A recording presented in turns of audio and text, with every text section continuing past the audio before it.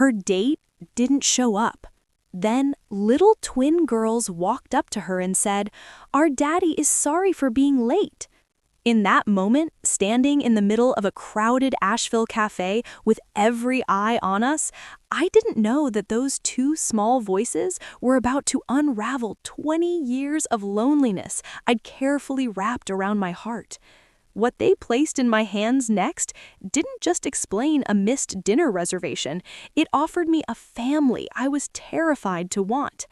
If you've ever waited for someone who never came or stood on the edge of hope afraid to jump, this is for you. By the end of this story, you'll understand why sometimes the most painful waits lead to the connections that heal us. Stick with me. But before we continue with this story, please like and subscribe.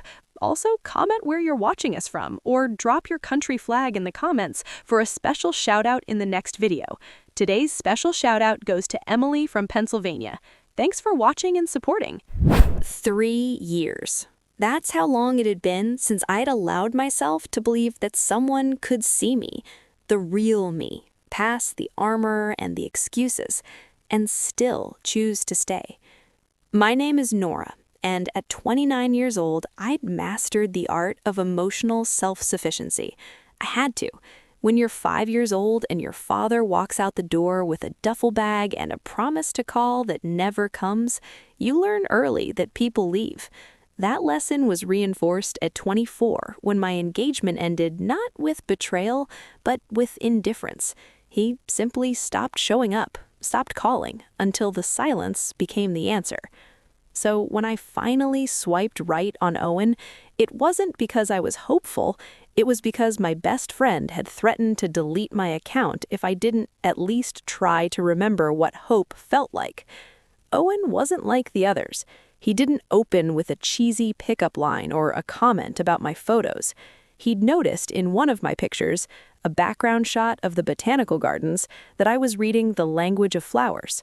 His first message was a quote from the book and a question about whether I believed flowers could really say what words couldn't. We talked for 3 weeks before he asked to meet. 3 weeks of learning that he was an architect who designed community centers, that he loved terrible dad jokes, that he had 2 daughters who were the absolute lights of his life, even when they're trying to burn the house down.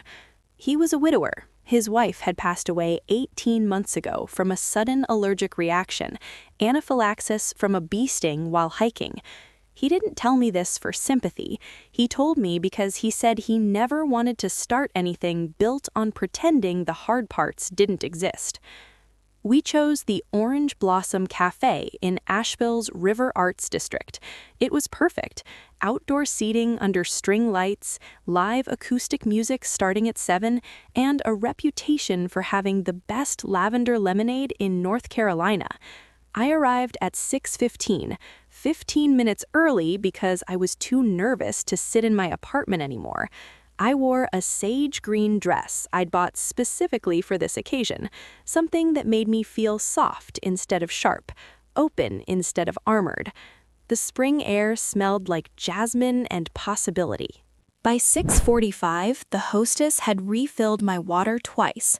I told myself traffic was bad on I-240. I told myself maybe he was just running late from the office. I checked my phone, no messages. The dating app showed he'd been active 4 hours ago, but nothing since. My chest started that familiar tightening, the phantom pain of rejection arriving before the rejection itself was confirmed. At 7:03, a couple was seated at the table next to me. They were laughing, holding hands across the small iron table, stealing fries from each other's plates.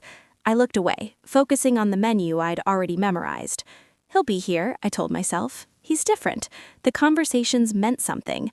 But the voice in my head, the one that sounded like my 5-year-old self watching a door that never reopened, whispered that I was a fool for believing. 7:30. The waiter, a kind man with silver hair named Paul, approached with a gentle smile.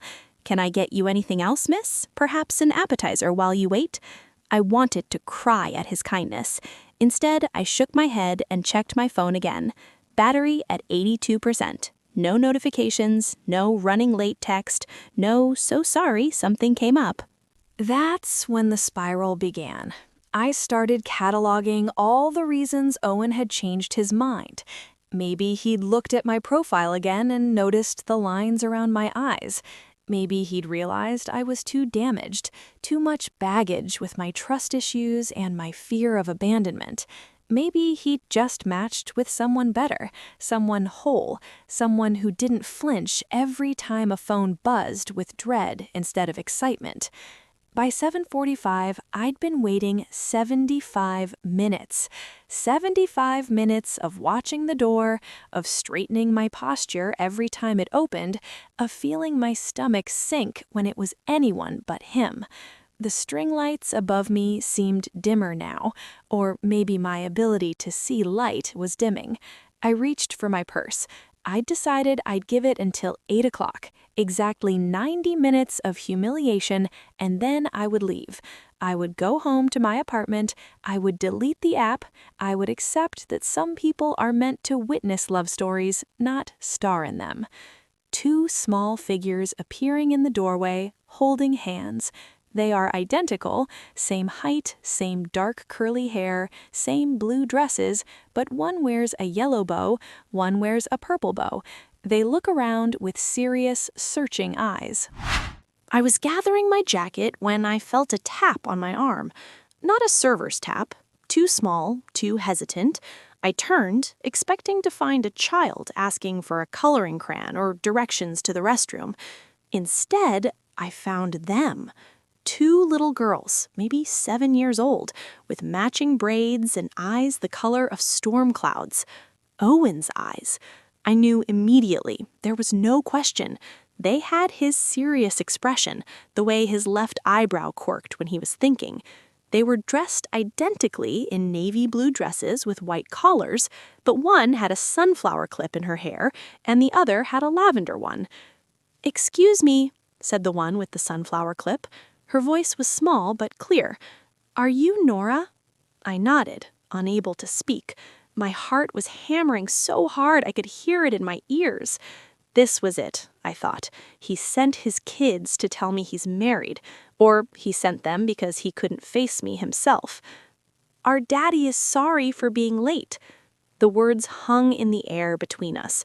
The restaurant noise rushed back in, clinking glasses, laughter, the guitar player tuning his instrument, but all I could hear was the echo of that apology delivered through two small messengers.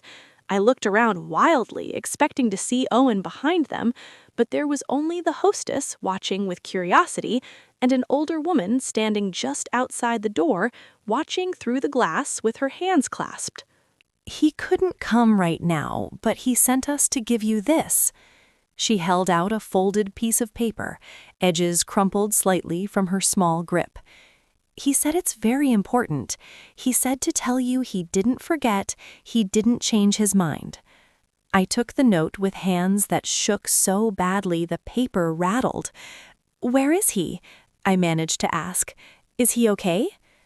"He's helping," the girls said in unison, that twin synchronicity that always seems magical. "There was an accident on the road. A car turned over. Daddy knows how to help because he used to be a helper person before he built buildings." An EMT. He'd mentioned that, 5 years as a paramedic before going back to school for architecture. He'd said he missed the immediacy of helping, but not the heartbreak. His phone got broken when he was crawling under the car to help the lady inside. He borrowed Mrs. Gable's phone to call us, but he didn't know your number by heart because it's in the phone that's broken. Mrs. Gable. That must have been the woman outside. The pieces started clicking together, not with the sharp snap of judgment, but with the soft click of understanding. He hadn't stood me up. He'd stopped to save someone's life. And because we live in a world where we trust our devices to remember the people who matter, he had no way to call me except through his children and a handwritten note. I knelt down then, right there on the terracotta tiles of the Orange Blossom Cafe, bringing myself eye level with these two small humans who smelled like strawberry shampoo and crayons. "What's your name?" I asked the one with the yellow bow. "I'm Ivy. This is Iris. We're 7. Daddy says we're his compass roses because we help him find his way. My throat closed up. Compass roses. He'd told me in our conversations that he was still learning how to navigate life without his wife, that some days the grief was a fog so thick he couldn't see the horizon, and here were his daughters, his compass roses, delivering his apology. I opened the note, the handwriting was hurried, the pen pressing hard into the paper in places. That's all for now. I will be posting a part 2. If you enjoy this story so far, please like and subscribe, and don't forget to turn on your post notifications so you will be notified when the part 2 drops. See you on the next one. Bye!